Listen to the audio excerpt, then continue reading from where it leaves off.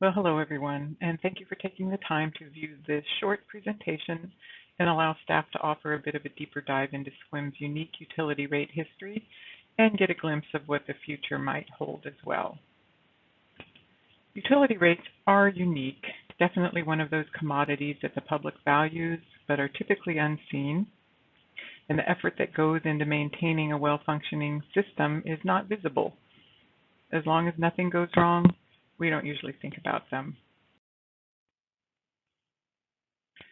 So this slide gives you a snapshot of Sequim's utility rate history. Council and staff are very conscious of the impact of utility rates on residents, and we've been able to keep the average annual single-family residence increase to less than 1% over the past 7 years. And this is despite an average CPI increase of 2.5 times larger than that. And that's primarily due to two factors. One is rate structure changes. Following the 2014 utility rate study, which identified the single-family and multifamily resident accounts as paying much higher than their fair share of the utility expenses, rate structure changes were implemented to shift the cost more equitably towards commercial and public facility accounts. And the second factor is growth. Since 2015, the single-family residence accounts have grown by 25%. That allows the fixed cost of the utility to be shared among more customers, and thus enabling the city to keep the rates lower. This slide takes that historical minimal increase in rates and compares it to our closest neighbors. You can see that not only does Sequim have the lowest rates overall, but we have increased rates less, both consistently and cumulatively over the past 6 years. This is not presented to suggest any justification for higher level of rates or to say that we should be at the same level as our neighbors. Every jurisdiction is unique in its customer base and its individual expenses. It does demonstrate that council and staff have been successful for a long time in minimizing the impact of increasing costs on our citizens. So this slide speaks to the water utility only, and it gives us a picture of revenue growth, which is displayed in the orange, both actual dollars and average percentages, compared to the same for expenses, which are in light blue. You can also see the number of assigned full-time employees and the amount of revenue in dark blue at the bottom, which is brought in per employee. So the cumulative percentage increase in FTEs, employees, for the past 6 years has been 4.2%.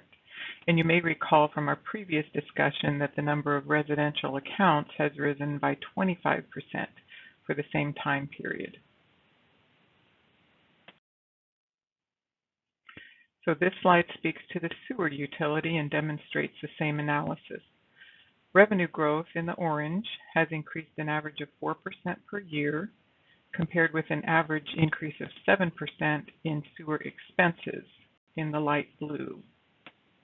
The cumulative percentage increase in FTEs for the past 6 years has been 1.8%, compared again to the 25% increase in residential accounts for the same time period.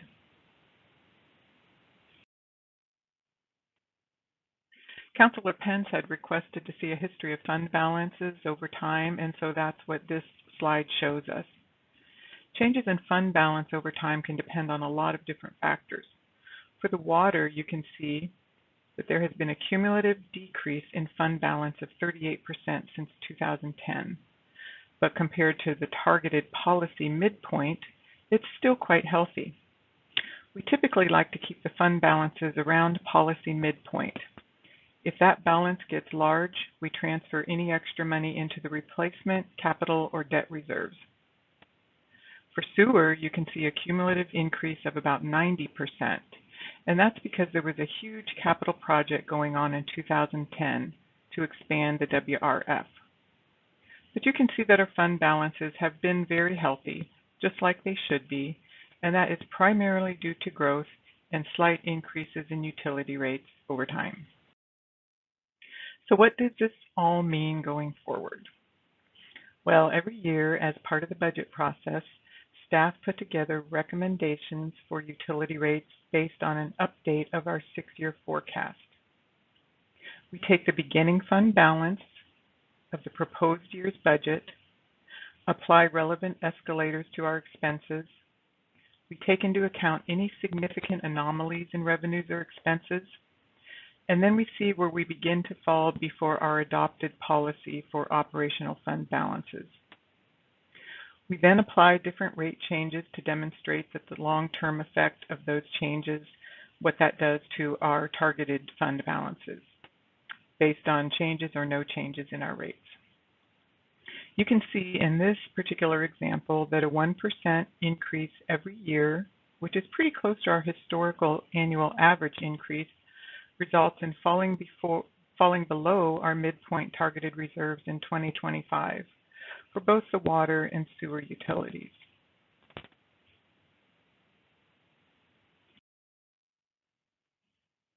This slide demonstrates the effect of a 2% increase annually. The sewer fund stays on an even keel, and the water fund starts to drop below the target reserve in 2028. A couple of things to keep in mind with these forecasts. They use a 2.1 CPI escalator for expenses, which is what the average increase has been for the past 6 years. It's unlikely that the CPI will remain at this percentage given the current events and the economy. The CPI increase for the past 12 months now stands at 5.3%. You may recall also that the utility rate study that was presented by FCS Group recommended an annual 4% revenue increase for the water utility and a 2% for the sewer. That was based on a 10-year forecast, and this simplified forecast is a 6-year forecast. You may also recall that back in July, when the CPI was adopted by Council, our Public Works Director, Matt Klontz, had explained to Council that we had drastically reduced our CIP program in the near years based on our actual realization factor.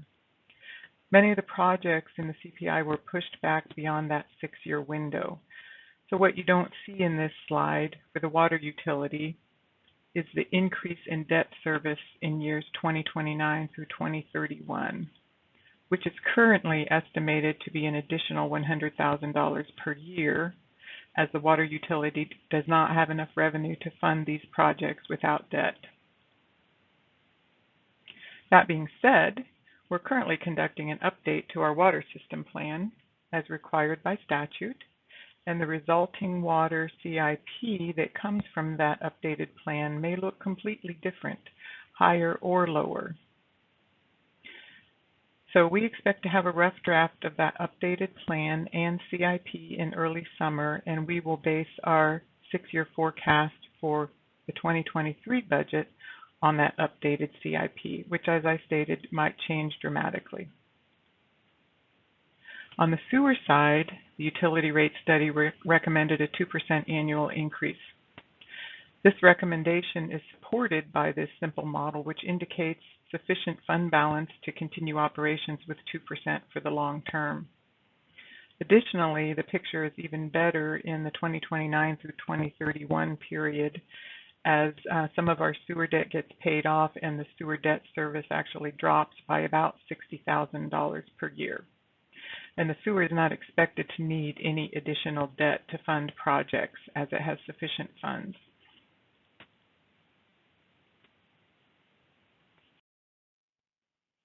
So we are happy to answer any questions, look at different percentage of rate changes, provide any additional information that Council might request. Staff is just looking for direction on how Council wants to proceed in terms of utility rates. Thank you for your time.